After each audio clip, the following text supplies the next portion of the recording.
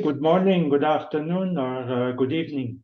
So we are now exactly 75 days after the start of this wave of aggression on Palestine. And the situation is catastrophic, especially in Gaza. Even people who are known to be diplomatic in their communications and language, like UN sources or big international NGOs, they're using very expressive language. It's unprecedented. It's beyond everything we have ever seen before. And Gaza's health infrastructure and health workers are hit intentionally. It seems to be the objective to completely dismantle the whole health system. For example, in the last few days, we've seen how the Israeli army has raided the Al-Awda hospital, and that's one of the hospitals we have been supporting with the People's Health Movement. Ahmed Muhana, our colleague, friend, and the director of the hospital was arrested together with 21 other health workers. Even some of the patients were interrogated. Most were released, but so far, there's no news about the whereabouts of Dr. Muhana. Earlier, also the director of other hospitals, including Al-Shifa, were arrested. Or maybe I better say they were abducted. So last month, we held the first webinar on the local health situation, but we felt the need to organize a second one to discuss our health sector solidarity. Unfortunately, Mats Gilbert had to attend to a family emergency and he cannot join us today. But Dr. Kamel Muhana agreed to join us instead and will replace him. And we still have an expert panel, of course. And as usual, we're not going to use too much protocol. We're all activists and comrades in the struggle for health. And I would like our speakers to talk for, let's say, about 10 minutes. That will allow us to give everyone the opportunity also to react to the other speakers in a second round. And you, as a participant, you can use the Q&A box to type your reactions or questions, and they can be answered in the second round also by our panelists. I would like to give the floor first to Dr. Mustafa Barghouti, who is a Palestinian member of parliament, founder and leader also of the Palestinian National Initiative. In the first place, Mustafa, can you tell us something about the local situation of the health sector, of course in Gaza, but also in the West Bank? And what are your expectations for international solidarity? Thank you so much, and thank you all for attending today, and it's good to be with all of you. I would like to start by telling you about what I was told yesterday by our colleagues in Gaza from Palestinian Medical Relief Society. One of our workers, whose name is Walid, has been missing since 3 weeks. He was, we didn't know whether he was killed or detained near the main center of medical relief in Tal el-Hawa, which is just near the Al-Quds hospital, which was invaded by the Israeli army. And we lost contacts with him. And luckily, the day before yesterday, he appeared. And it turned out that he was arrested with all the many Palestinians who were detained and kidnapped, as you could say, by the Israeli army. He told us horrifying stories, which I would like you to hear. Although the Israeli army knew he was a first aid provider and an ambulance driver, they tortured him and beat him badly.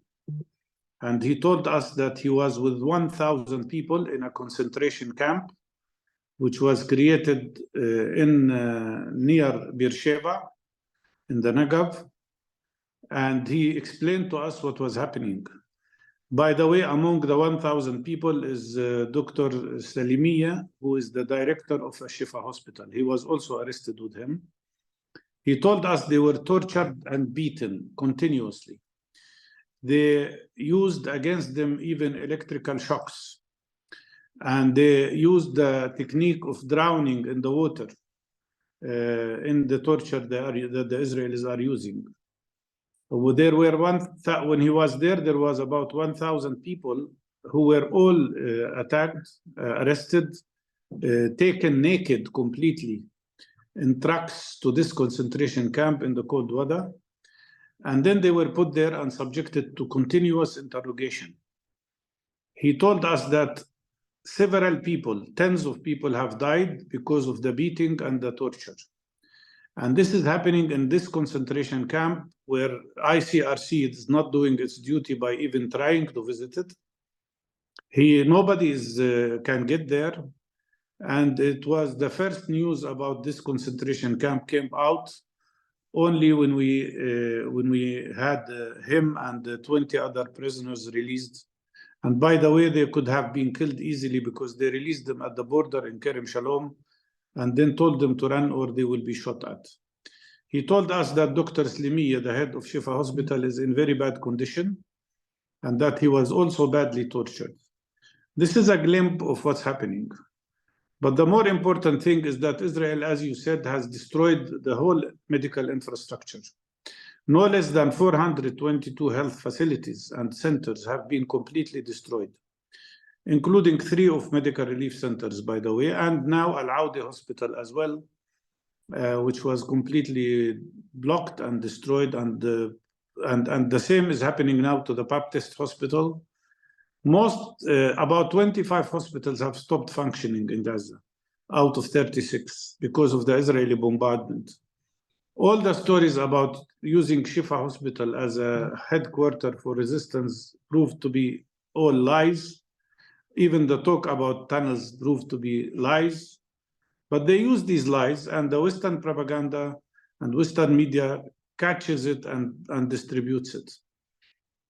But there is now a destruction of the local health facilities, but also a destruction of people's homes. It is estimated that 70% of people's homes have been completely destroyed or partially destroyed. Israel is trying to make the situation in Gaza unlivable, and they are trying also still trying to conduct ethnic cleansing. But it's not just that. 9 out of 10 people in Gaza don't have food every day. And there is a process of starvation. Israel is trying to starve people to death in Gaza. And our colleagues also told us that they don't have food, they don't have flour for many, many weeks now. They don't have milk. There is at least 50,000 pregnant women and 64,000 breastfeeding women who are not having clean water, don't have enough food, don't have vitamins. Because of that, our colleagues reported that we have now about 400,000 people that are sick with different kinds of infections. We have an epidemic of gastroenteritis, an epidemic of respiratory tract infections, of course, because the place is so crowded. And we have more than 1,500 cases of hepatitis already. And we do anticipate the possibility of an outbreak of more serious even epidemics like cholera and typhoid and dysentery. And it can be even worse for children because for 75 days, none of the children have received vaccination, which means we could see an outbreak of measles, even polio, and many other diseases, especially that all the water there is contaminated and polluted. In a situation like this, no drinking water, no heating, cold weather, more than almost 1 million people are in Rafah in the streets. There is no place that can take them. And they don't have any basic sanitary facilities. Most of the people are in the same clothes since 2 months. We tried in medical relief to buy any clothes we could find in Khan Yunis and Rafah, and we did, to distribute it to people. But that is a drop in the ocean. in comparison to the needs of the people. The problem is also that supplies are not getting there. We've spoken about that in the previous meeting, but anesthetics are not allowed into Gaza. That's why our colleagues had to amputate a leg of a person without anesthesia. They had to operate even on children without anesthesia. This is so inhuman and so disgusting that this situation has reached this level because of this terrible Israeli siege. The total number of trucks that got into Gaza up till now is no more than 4,000. What people really need is 40,000 trucks of supplies, and even more, given the total destruction of everything in the country. So it's a drastic situation. We have very serious problem with people with non-communicable diseases, and that includes diabetes, hypertension. They don't have medicines. Many diabetic patients don't have insulin. About a week ago, I received a call from a man who told me that he and his wife are in their car. They don't dare to get out of the car because snipers would shoot them. His wife was pregnant and in birth, and he didn't know what to do. And we didn't know how to help him because the place was surrounded by snipers everywhere. And I don't know what happened to them.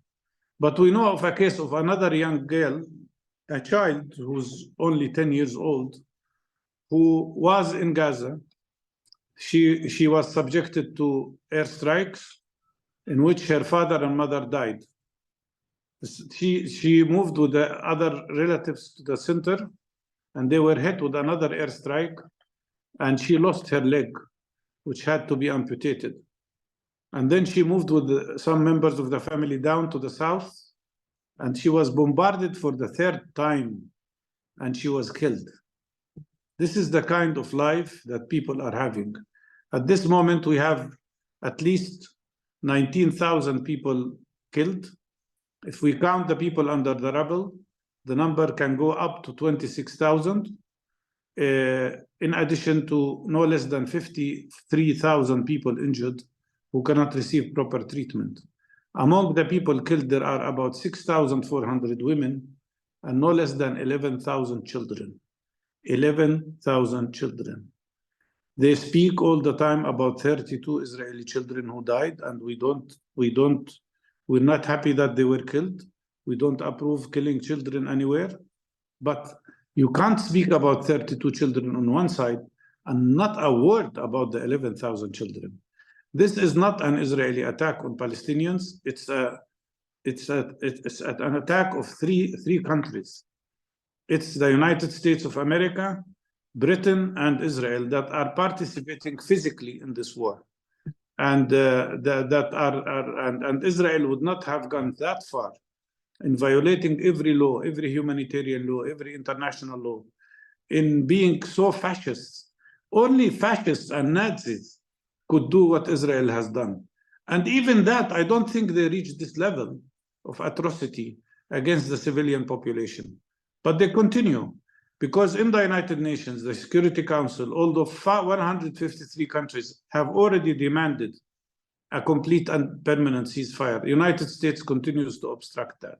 They've been delaying another vote in the Security Council, even about supplies and humanitarian supplies to Gaza. What we see, as I said before, is a combination of three war crimes: ethnic cleansing, genocide, and collective punishment. And the only solution is for the peoples of the world to stand up to this terrible atrocity, because what's happening in Palestine will affect everybody in the world. This sends a message to all the countries of the world that we do not have anymore any international law, that we are living by the law of jungle. And you can imagine what could be the consequences in other parts of the world.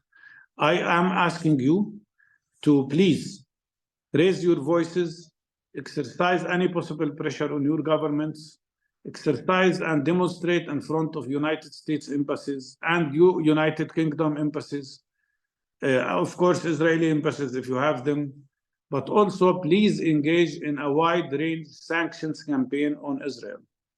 Boycott, divestment, sanction. This is what we need. And that's the only thing they will listen to, because if they hurt economically, they will stop. We need as much as possible of these sanctions.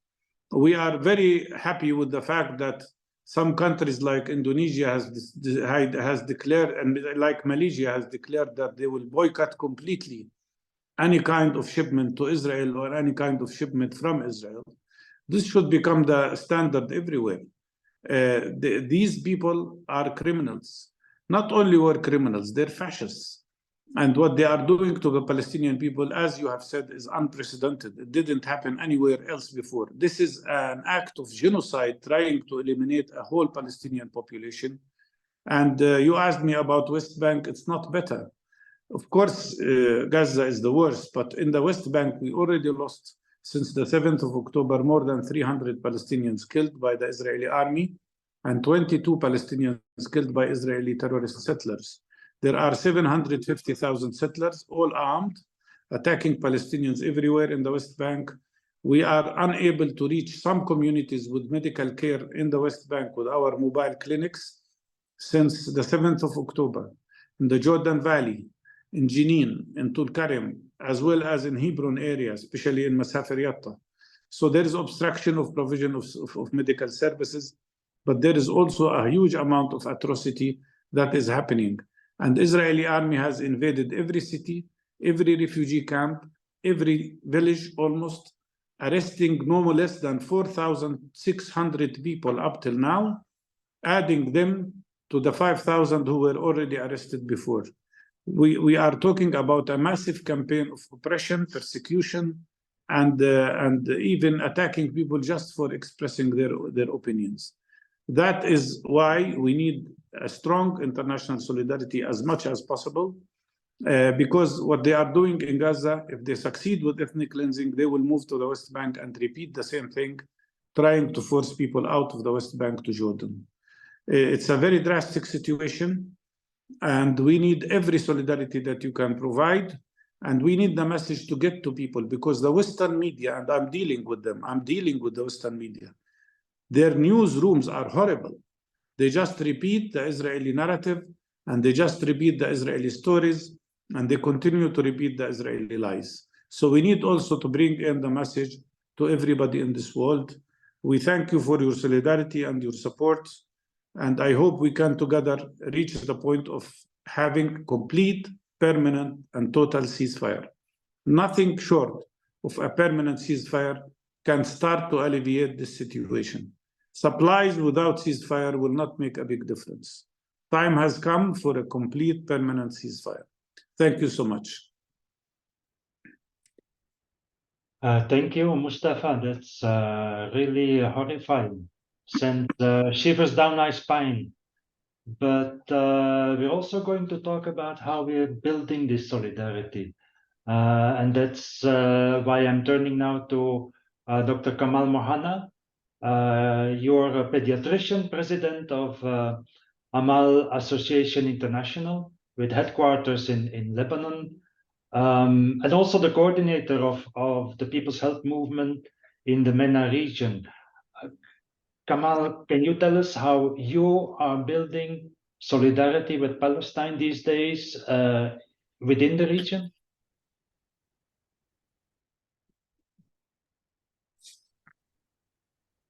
I think you will have to unmute your microphone.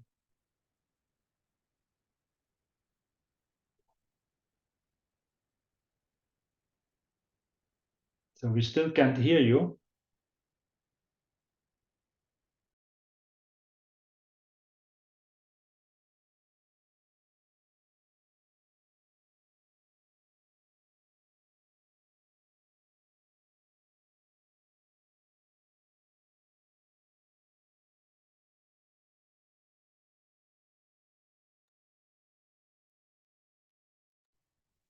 Okay, it's okay. Yeah, sure.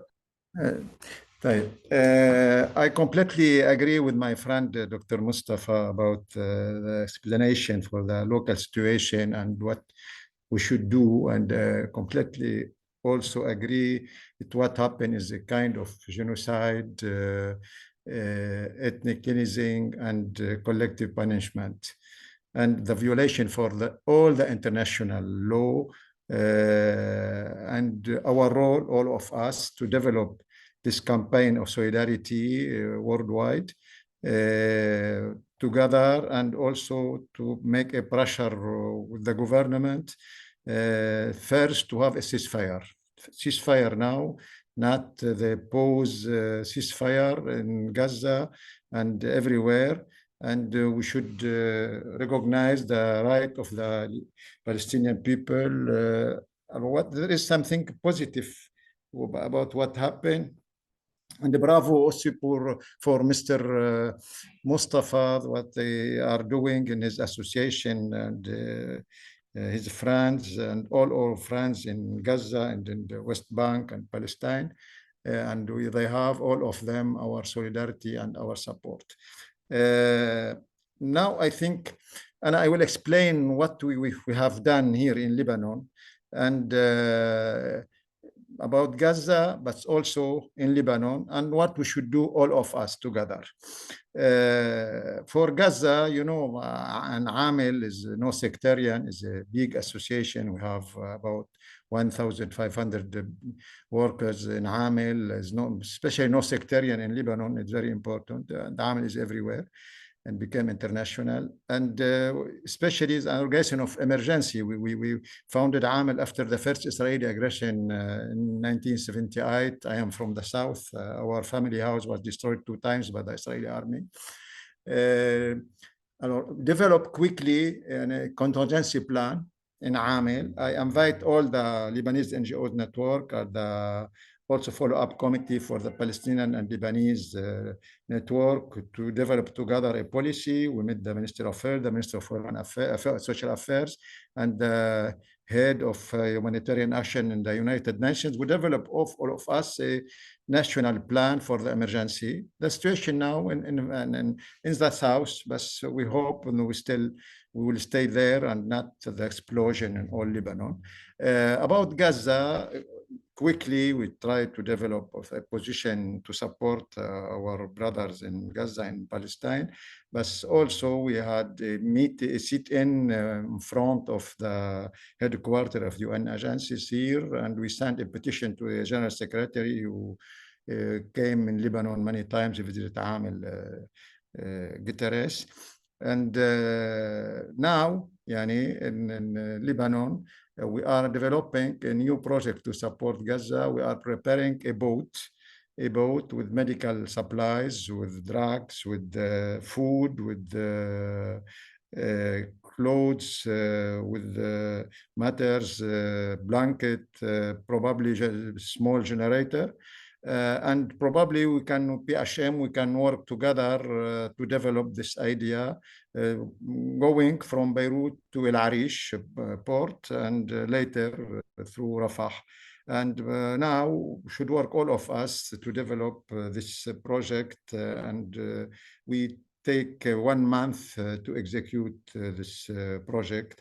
And also, as PHM, we have some member from Morocco. They have physician, they have medical supply, they will come. I suggest to them to collaborate with the Egyptian Red Crescent, but it's not easy now to go to Gaza. But all of us, I think, in Lebanon, we develop a contingency plan. We are opening a new centers in Nabati, in Saida, health, school, and our center was bombarded in Khiyam. I went there. I have organized a meeting for all our staff. We stayed there with my mobile clinic, with our center.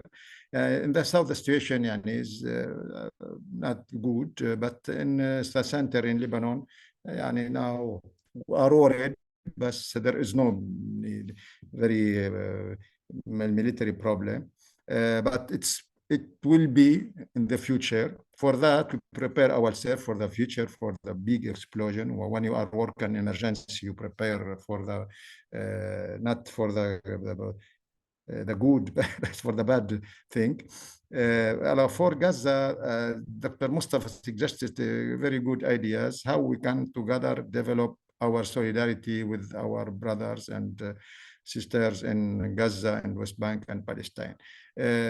Probably as PHM,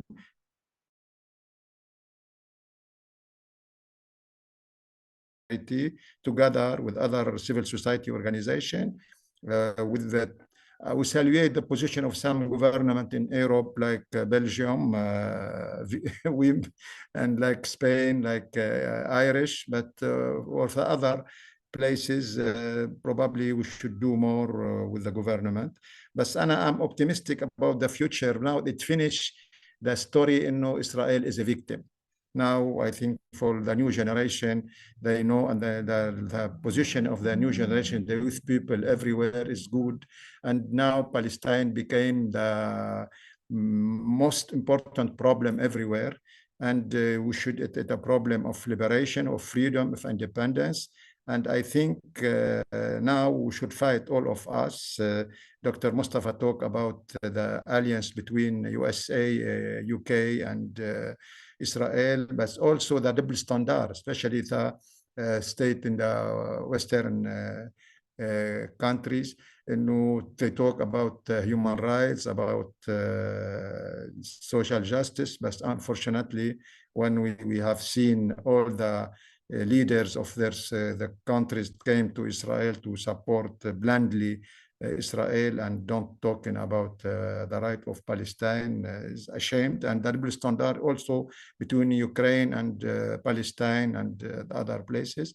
We have a big role as PHM and as civil society to play. AML is an international organization, all of our branch in the abroad, they are doing their role.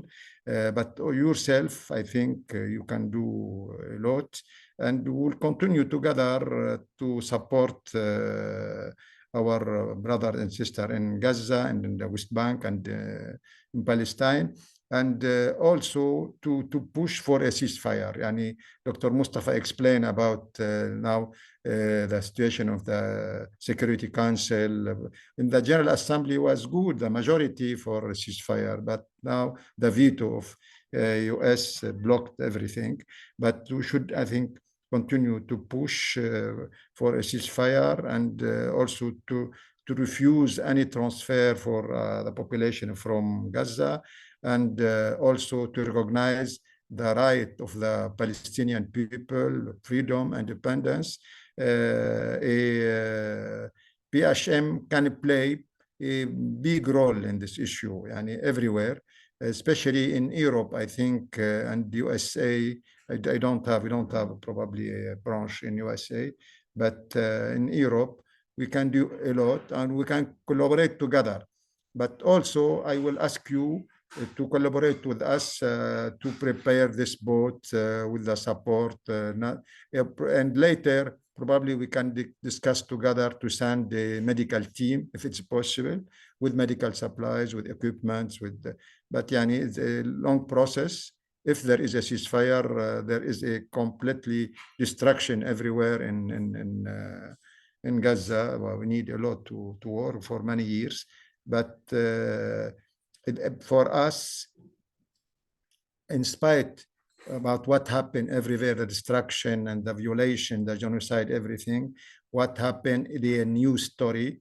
We are living since the fail of the Arab army in 1976, 50 years in bad situation. Now, I think what happened, a new period now for the story of the right of the Palestinian people, and we should internationally develop in the world multipolar and not the hegemony like what happened in the past, and to have more balance between the people and the government for the world more fair and more human, and not to use the law only for the power, with the big power, like what happened in Iraq, the violation of all the law, and now in Gaza.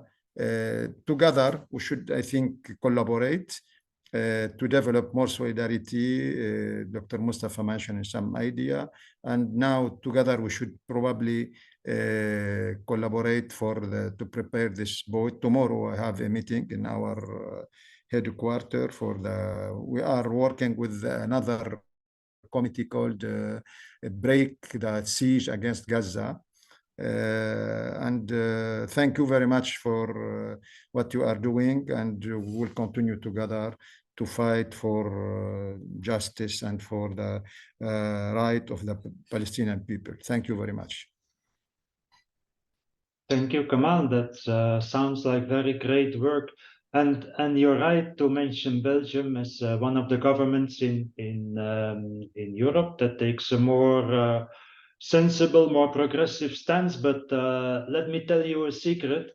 They're also doing this because we go in the streets regularly to remind them about the real situation and about their responsibility towards the people of Palestine. So that's why they take this stand internationally. Let's discuss now more suggestions for solidarity actions and campaigns. And we'll do that with Fiona. Fiona Ben Chekroun is the Europe coordinator for the BDS campaign. So Fiona, you have the floor. Thank you, Wim, and thank you for the previous discussion, including the horrific explanation of what's happening today in Gaza. So I'm working for the BNC, the BDS National Committee, which is the broadest Palestinian civil society coalition that works to lead and support the BDS movement in Palestine and globally. And so for the last 18 years and the last almost 2 months and a half, the BNC is basically targeting complicity. What's happening today in occupied and besieged Gaza, this unfolding genocide on Palestinians in Gaza Strip, is the consequence of 75 years of oppression and impunity. And so globally, governments, institutions, and companies are not only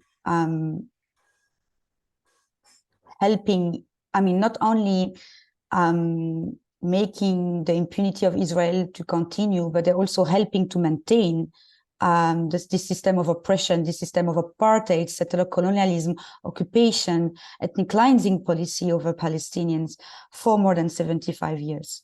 And so these last 2 months and a half, we have seen millions of people taking the streets for the largest protest the world has seen in the last 20 years. I mean, 500,000 in London, last weekend, 50,000 people in the street of Brussels, large disruptive action happening in the US, in Latin America, in Brazil, in Chile, protests in Yemen, in Iraq, in South Africa, in Japan, in Australia, all over the globe. Peoples of conscience are showing solidarity and taking the streets to put pressure on the governments to act and end impunity of Israel. Yet Western governments still stand with Israel. And I think Dr. Mustafa and Dr. Kamel were very clear about this this Israel-US axis with the support of United Kingdom and the support of Europe in general, and the European institution as well, to this unfolding genocide. It's about shielding Israel to face accountability, but it's also in enabling genocide to happen, in sending munitions, in sending weapons to Israel. We can see so many shipments, so many cargoes coming from the US, from Germany, from the Netherlands, transiting by country like Ireland, Spain, Belgium, Greece, Cyprus, to go to Israel and to basically bring the military material to the Israeli occupation army, to carpet bombing Palestinians for the last 2 months and a half. with the consequences that has been said and explained by Dr. Mustafa earlier in this webinar. And so yeah, now today, what the BNC and the BDS movement is trying to do is to keep escalating the pressure. It's to stop business as usual. There is no business as usual in time of genocide. There is no business as usual with an apartheid settler colonial regime that is committing genocide on Palestinians in Gaza.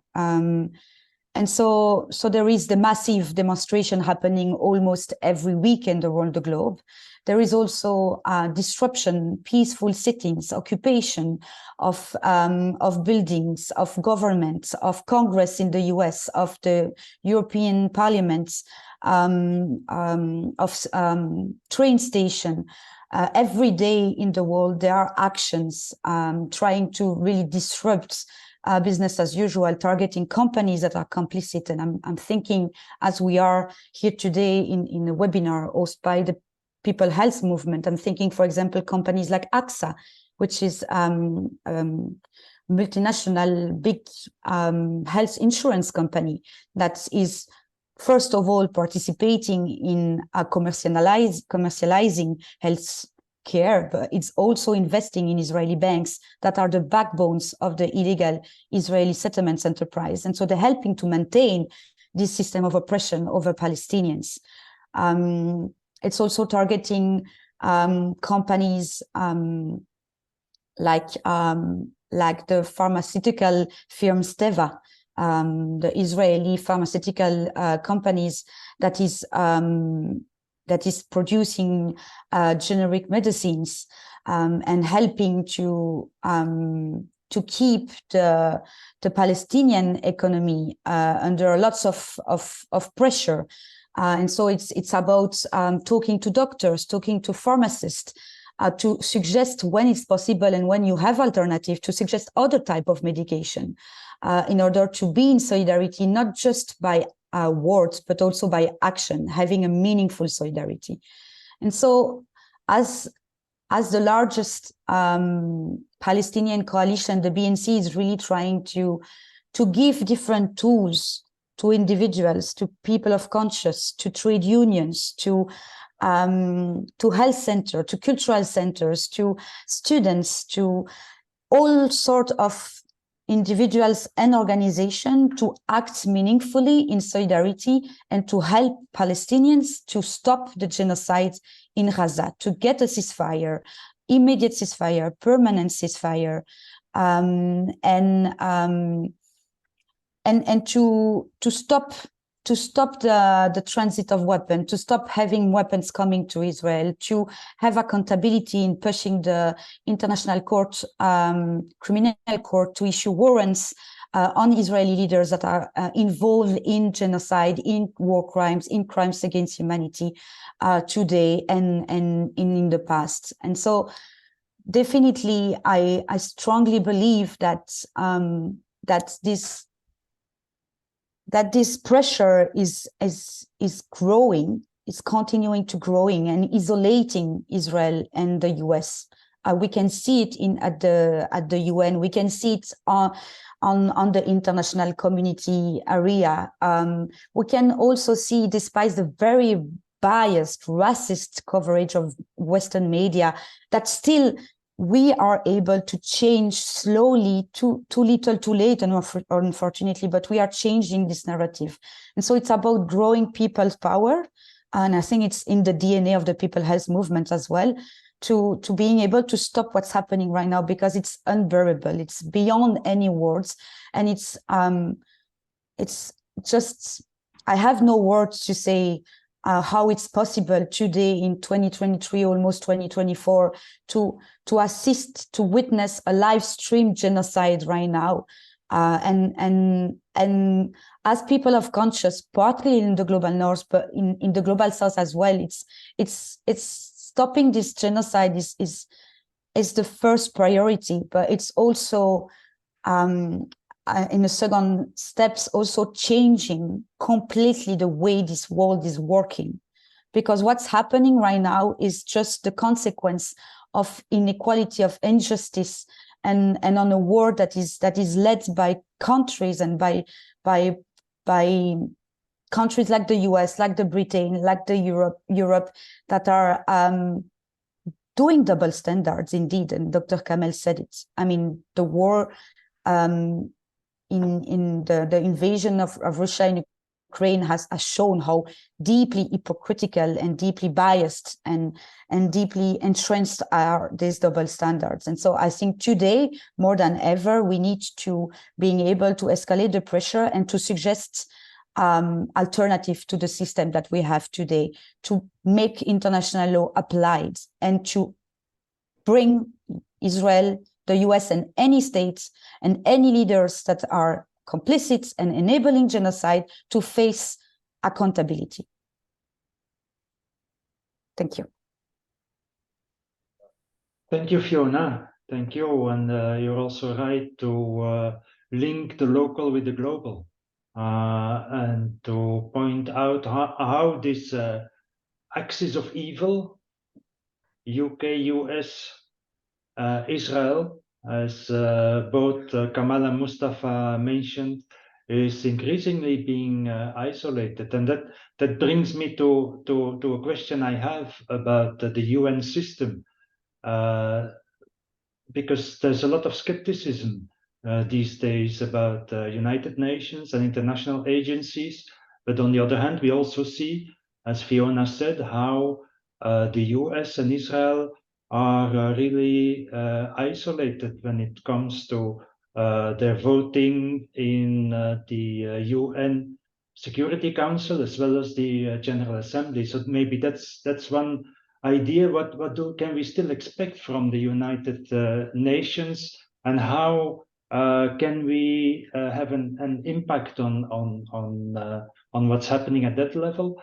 And there's also one specific question I've seen in the chat box for Mustafa. So there's Carmen Williams asking what specific actions that Gazans need from their neighboring Arab governments in order to help to end this massacre, and what are they not doing now with regards to their relations with Israel that you would like see happening? I think it's a question that can be answered both by Mustafa and Kamel.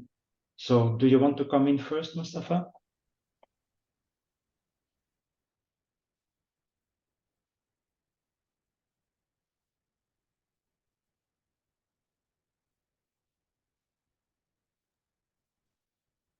I give the floor first to Kamel.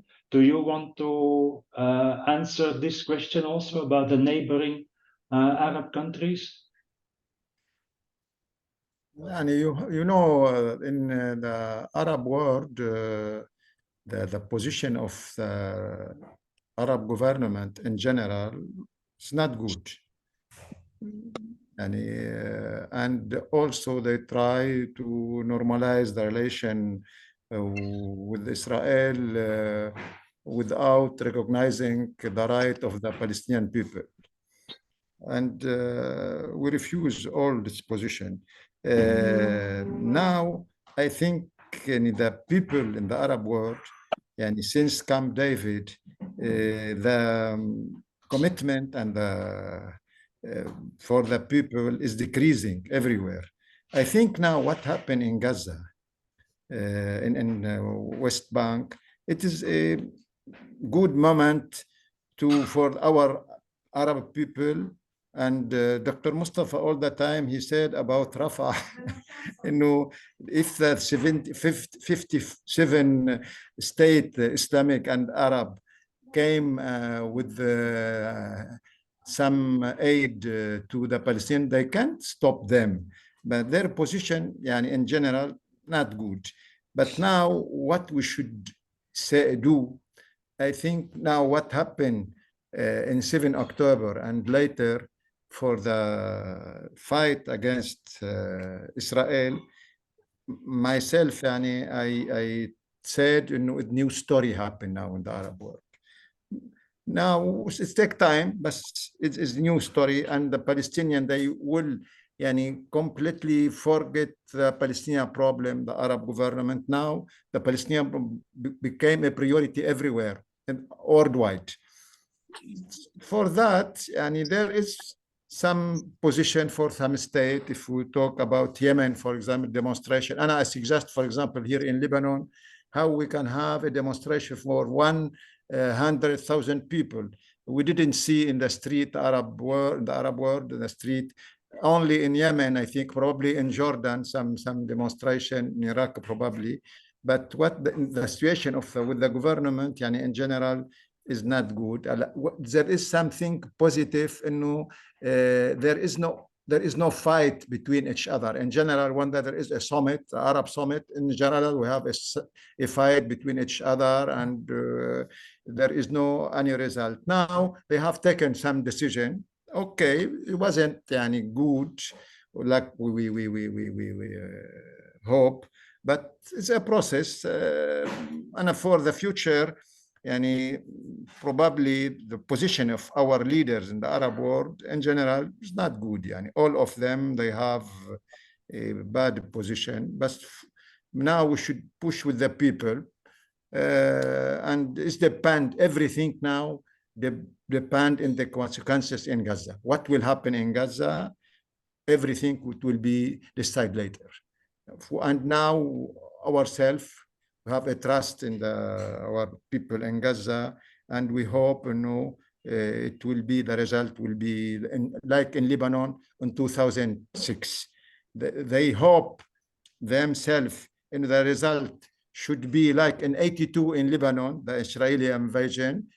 Myself, and I think, I don't know what is the opinion of Dr. Mustafa, will be like 2006, and it will be positive, and it's a process. It's a process, the Palestinian problem, the main problem, the most interesting problem worldwide. When you will have a result, you should pay a sacrifice.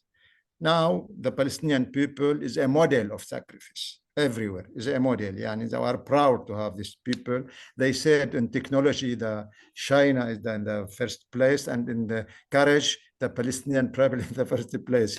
But now, what happened now in Gaza, it's surprising, and in West Bank and everywhere, and also in Lebanon. And I'm from the south of Lebanon. South of Lebanon is a part of Palestine, occupied for 22 years. We destroyed our family house 2 times. I lost my son during the war.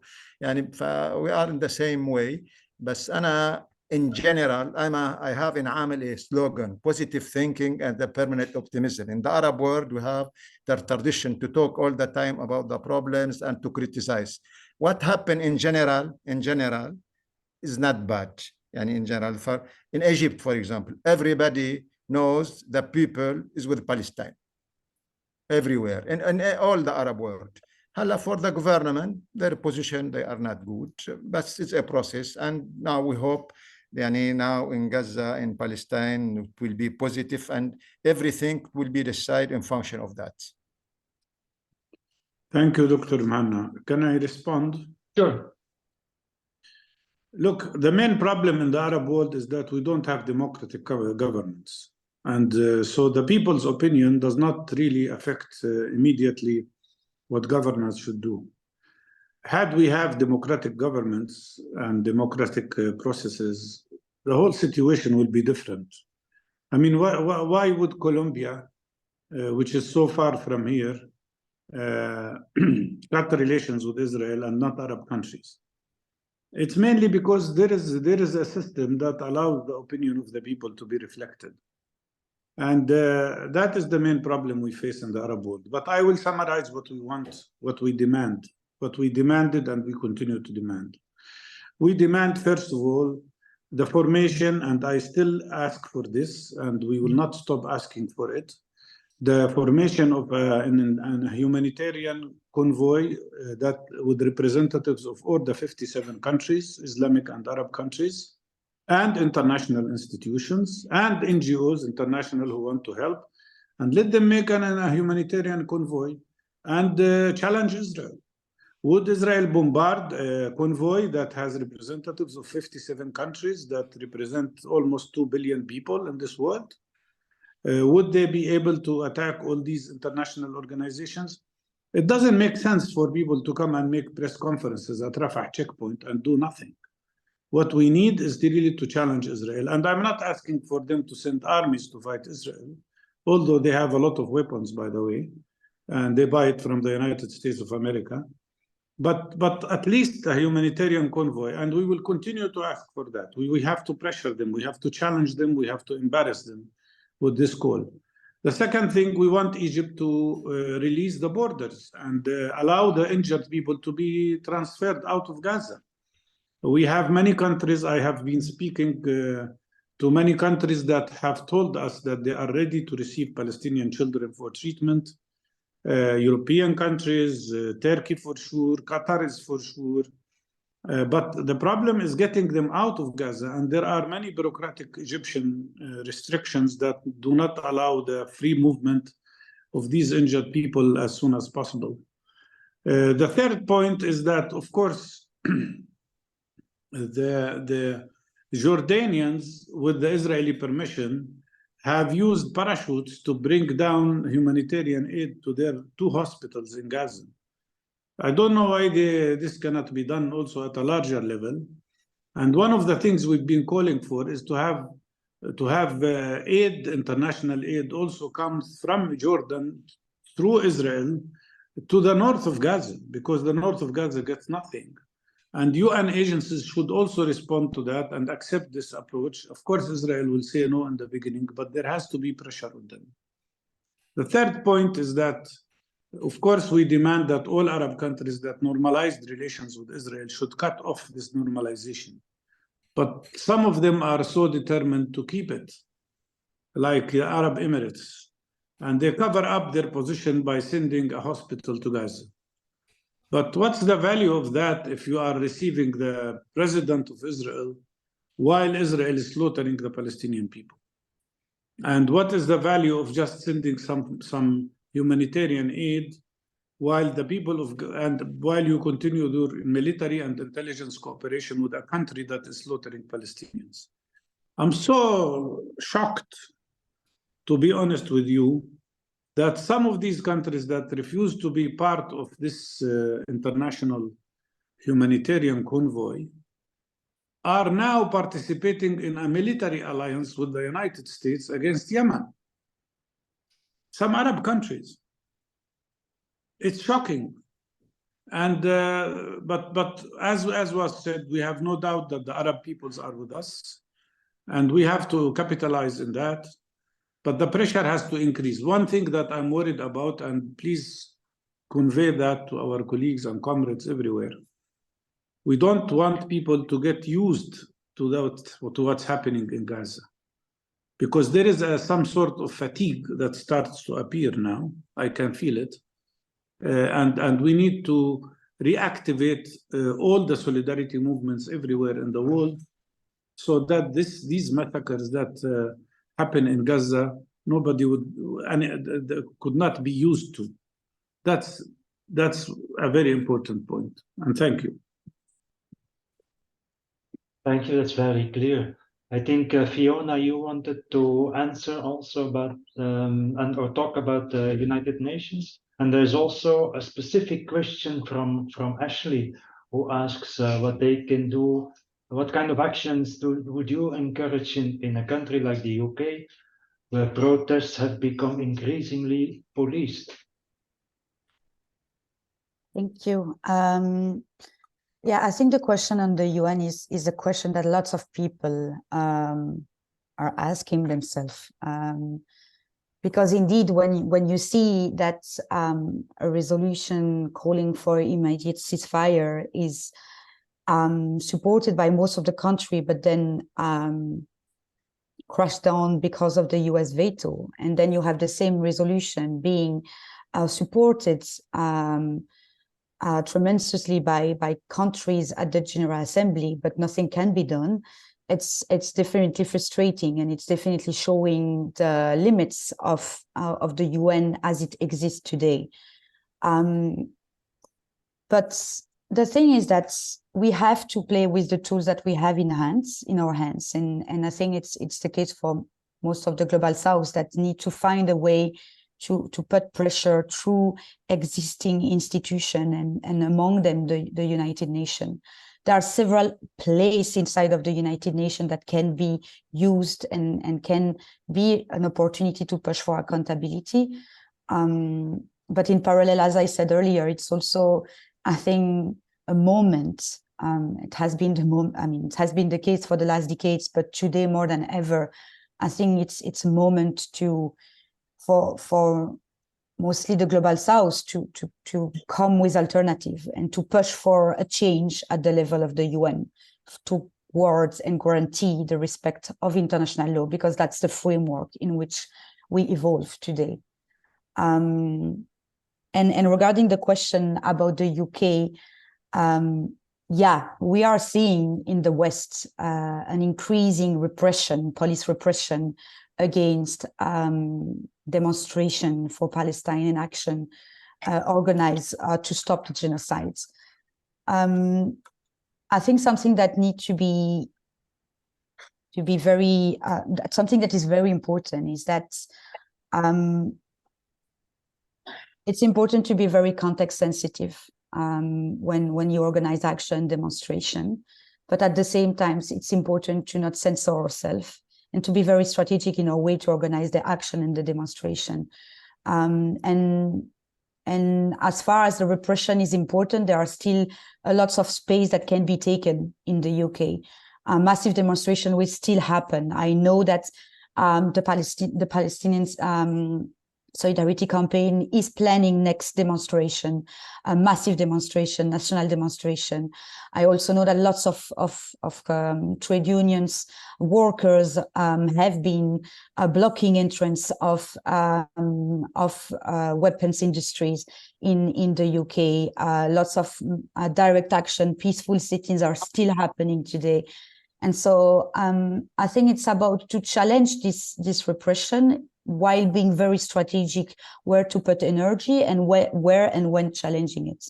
But definitely as individuals, I really encourage you to reach out to BDS groups in your countries or partners, organizations that are organizing these marches, that are organizing these actions, to know how to take part of it and strategize with them to create and escalate the pressure. And definitely in Britain, that's much needed. And I just wanted to end with what Dr. Mustafa has said about the fatigue. It has been 2 months and a half almost that people are taking the street, organizing actions, are exhausted mentally and physically by what we're watching also happening in Gaza. But genocide doesn't take rest. Genocide doesn't take holidays. There is no Christmas under genocide. And so at some point, it's also our duty as people of conscience to be able to sustain our energy in organizing very strategic action that are very specifically disrupting business as usual. And that's things that are continuing. I can see as Europe coordinator that a lot of action are still planned, despite the fact that everyone is going on holidays in the West or in countries that are very complicit and having, I would say, Christian culture, or at least a large amount of population taking holidays and celebrating Christmas. Because, I mean, Christianity is born in Palestine. And so it's also about like how making the links between the fact that in Palestine, they cancel Christmas because of what's happening today. I mean, what would be the situation of Joseph, Mary, and Jesus today in Palestine, with all the checkpoints, with all the attacks, with the killings, with the harassments, with the imprisonments and of Palestinians. So I think it's also a moment, an opportunity to link this and to make connection and continue to challenge the narrative more than ever. And I know, and I can say for sure, in January, major marches are already planned for every single weekend of January. So the fatigue is there, but also the conscious that escalation of pressure is necessary until we get the ceasefire at the very minimum. So yeah, let's keep this energy, let's fight this fatigue, and let's sustain our energy to end complicity and to stop the genocide. Yeah, thank you, Fiona.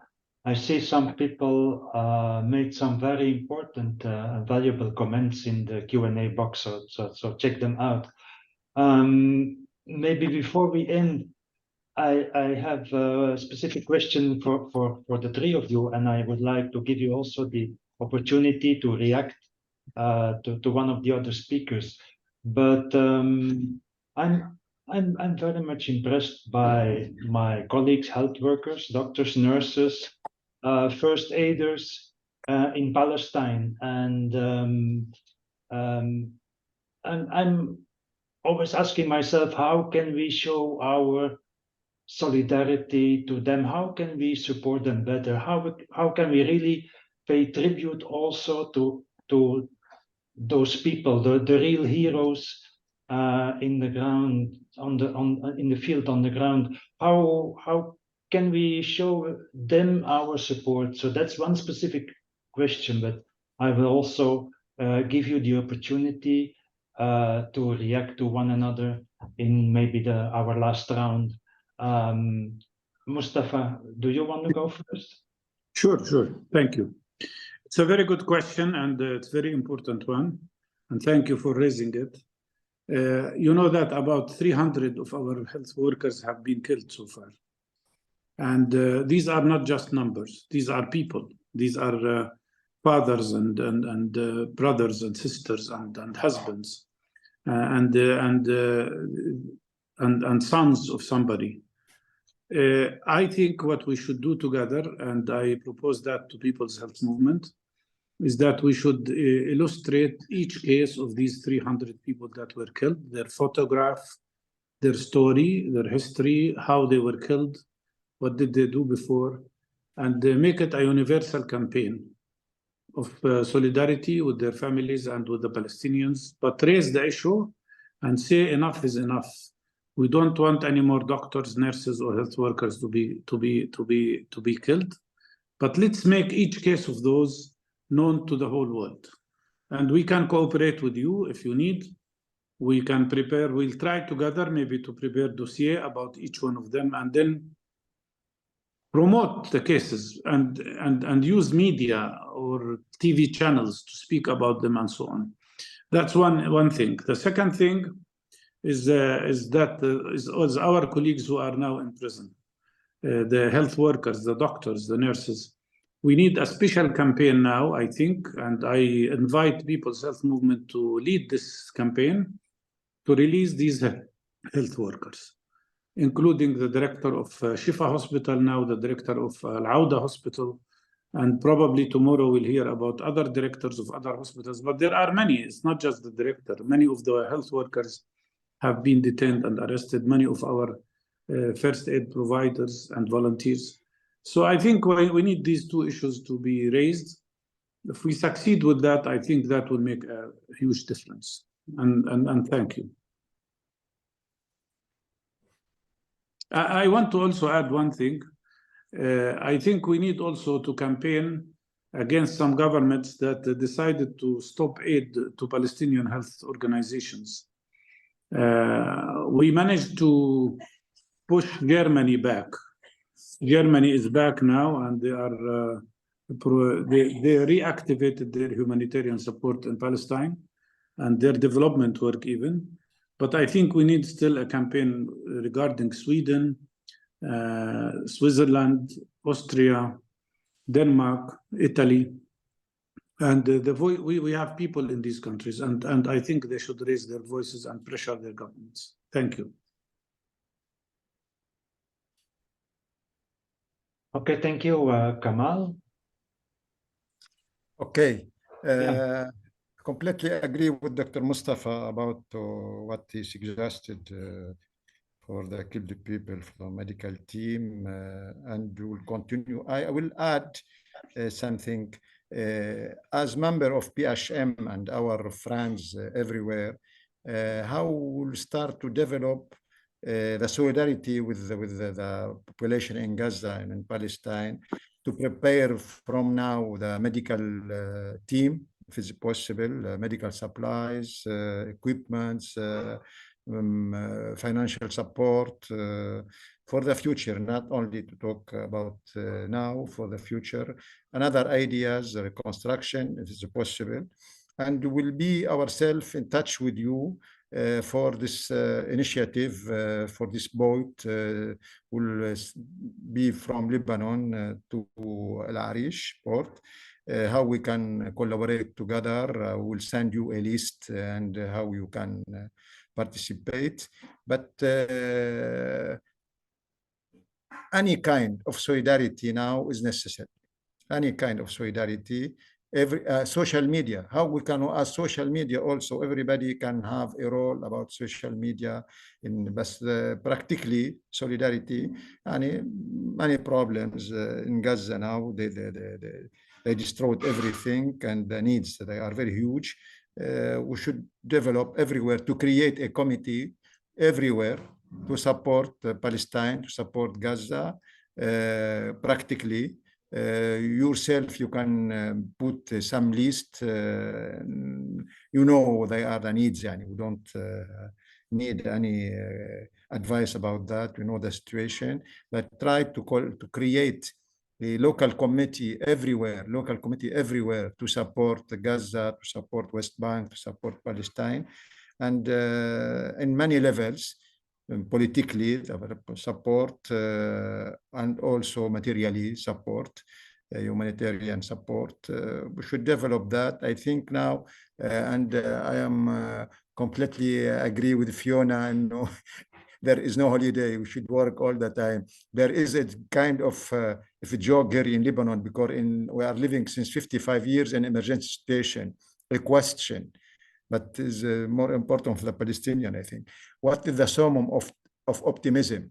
The answer, a Lebanese person say to you, see you tomorrow. All the time we are living in emergency. For the Palestinian is very more difficult. No, we should, I think, to develop this kind of solidarity everywhere, and especially with the new generation.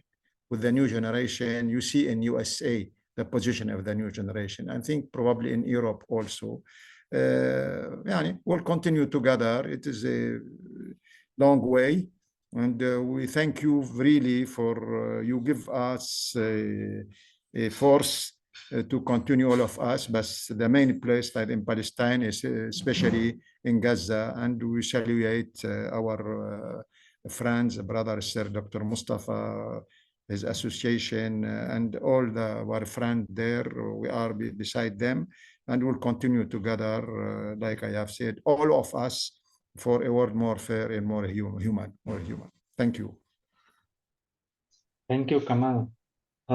Fiona, you still... excuse me, Wim. Yeah? Can I leave because I have another meeting? We have 3 from Amel with you, Zena, Virginie, and Zakiya. If there is some question, they are able to answer. And bye, Dr. Mustafa, bye, Wim, Fiona, and Amilcar, everybody. Thank you so much. Bye. So Fiona, do you still want to react? Yeah, if I may add, I think the sentence that has been said, Palestinians are not numbers, is really important, because we have seen these last decades and last years and months a process of dehumanization of Palestinians, always talking about numbers, always removing the human aspect of being a Palestinian, having a family, having person who love, who hope, who has dreams. And I think it's really important to fight this humanization through media, through social media, but also in public spaces. And so definitely having actions, having demonstration, to talk about the medical staff, for example, because that's the question, to show their face, to share their stories, is something important. And to have blocks in demonstration, in marches, from health workers, from nurses, doctors, to show the importance of solidarity among among health workers worldwide with Palestinian health workers in Gaza. And then there is also all this work that can be done inside of trade unions and trade unions that are representing health workers to adopt resolutions calling for ceasefire, calling for humanitarian aid to enter in Gaza, and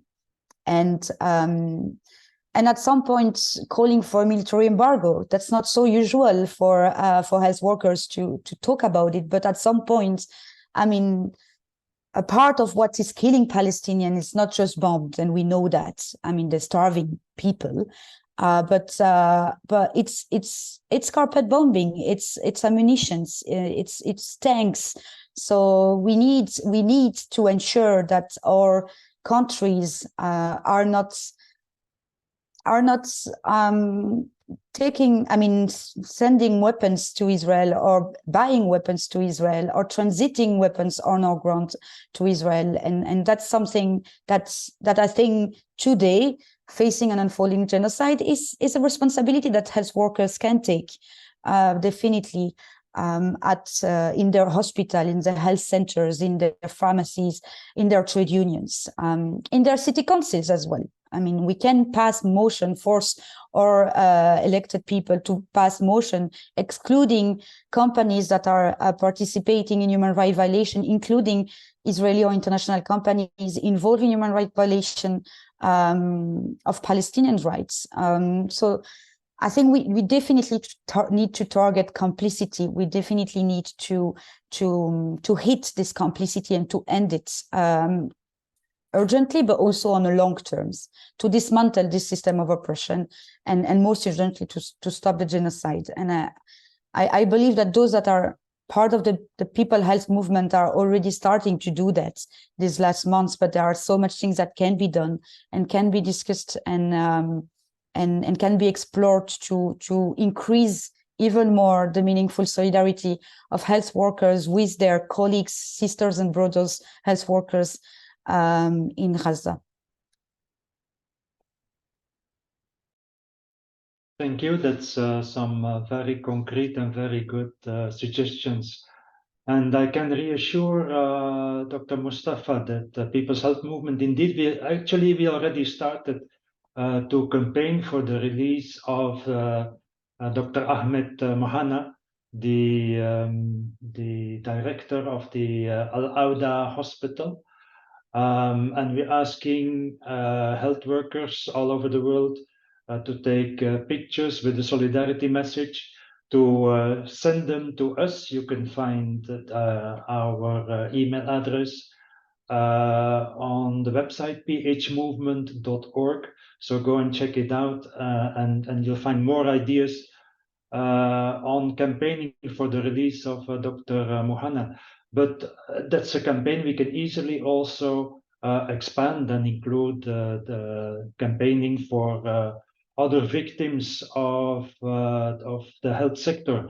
Also, the idea of adding profiles and documenting, giving names, documenting, writing the profile of each of those more than 300 health workers who have died. I think it's a wonderful idea, and it's something we definitely have to discuss and take on with the People's Health Movement, and that's something we can put on our website. That would be a wonderful project. So thank you for these suggestions, for these ideas. Someone asked for the transcript, and the webinar will be posted on YouTube, and shorter clips will also be made available on social media afterwards.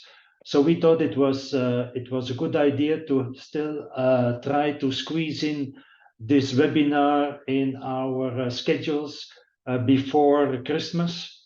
For many of us, Christmas and New Year will be in a season of celebration, and in spite of everything, I think we better try to enjoy. So let's enjoy it. But the next day, as every one of you already said, the next day We'll be back in meetings, we'll be back organizing, we'll be back in front of our computers, we'll be back in the streets to organize a solidarity for Palestine. All I want for Christmas this year is at least an immediate and unconditional ceasefire. But if someone can also bring this military embargo, it would be even much better. So see you all in the next solidarity actions. We'll be back definitely.